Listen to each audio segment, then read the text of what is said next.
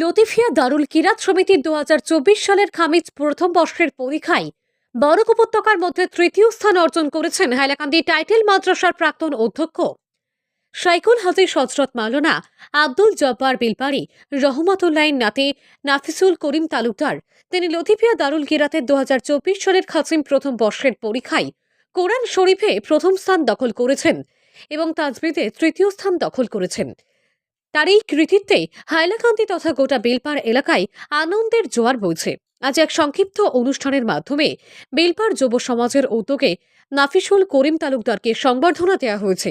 বিশিষ্ট কারি নাজিমুল হক বড় ভূঁইয়া তৎপরতায় বিশিষ্ট আলেমেদিন হযরত মাওলানা আজিজুর রহমান লতিফির সভাপতিত্বে আয়োজিত এই সংবর্ধনা অনুষ্ঠানে উপস্থিত হয়ে নাফিসুল করিম তালুকদারকে সংবর্ধনা জানান লয়েল একাডেমি ও ট্রেনিং সেন্টারের পৃষ্ঠপোষক বিশিষ্ট সমাজসেবী মোস্তাফা আহমেদ বড় ভূঁইয়া সহ অন্যান্যরা। অনুষ্ঠানটি পরিচালনা করেন এলাকার বিশিষ্ট কারি নাজিমুল হক বড় ভূঁইয়া। হাইলাকান্দি থেকে মোস্তাফা আহমেদ মজুমদারের রিপোর্ট।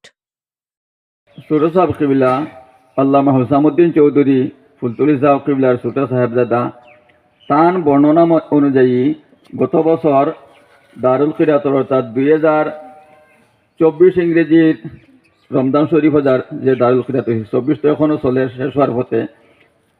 গত মার্চ মাসও দারুল কিরাত রমজান শরীফ আসলো। এই 2024 ইংরেজির দারুল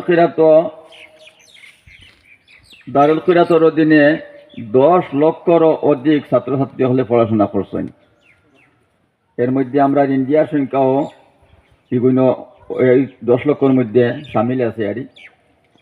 যাই হোক, হযরত ফুলতলি সাহেব রহমতুল্লাহি তাআলা আলাইহির এই খেদমতর মাধ্যমে আজকে শুধু যে মেয়াসা বখল হাফিজা বখল তালেবা বখল যে খালি কারি হইতে তা নাই, আমরার ছোটো ছোটো ছেলেমেয়ে হল এরাও কোরআন শরীফে সহি শুদ্ধ করে পড়ার মতো সুযোগ পার। এক সময় আসলো যখন কিছু জায়গায় জায়গায় কারিয়ানা মাদ্রাসা হল আসলো। যারা কারিসা বইতা তাইনো মাদ্রাসাত এডমিশন লইলা, 2-3 বছর 4 বছর একটানা পড়িলা, তাইন কারিসা বইয়া বারইয়া আইলা। এলাকার মধ্যে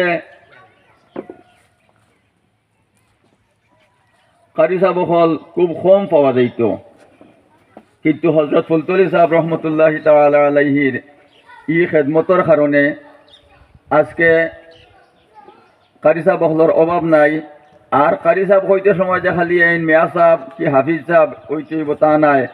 আজকে আমরা স্কুলের ছাত্রছাত্রী সকল, আমরা ছোটো ছোটো ছেলেমেয়ে সকল প্রত্যেকেই কোরআন শরীফ পড়ার এবং সহিশুদ্ধ করে শিকার সুযোগ লাভ করে। শুক্রিয়ার কথা, আপনারা বিলফারবাসীও আজ দীর্ঘ কয়েক বছর থেকে দারুল কিরাতর সেন্টার চালাইয়া আইতরা।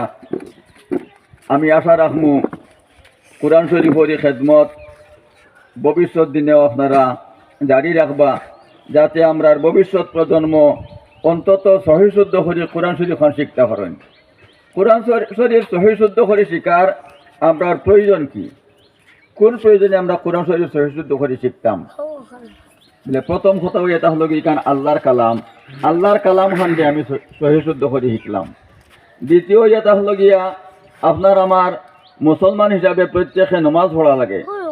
নমাজের মধ্যে সবচেয়ে গুরুত্বপূর্ণ এক ফরজ এটা হলো, এক রুকুন এটা হলো কি কিরাত। যদি নমাজের কিরাত শুদ্ধ না হয়, আপনি যত সুন্দর করে নমাজ পড়লে আপনার নমাজ হইছে না।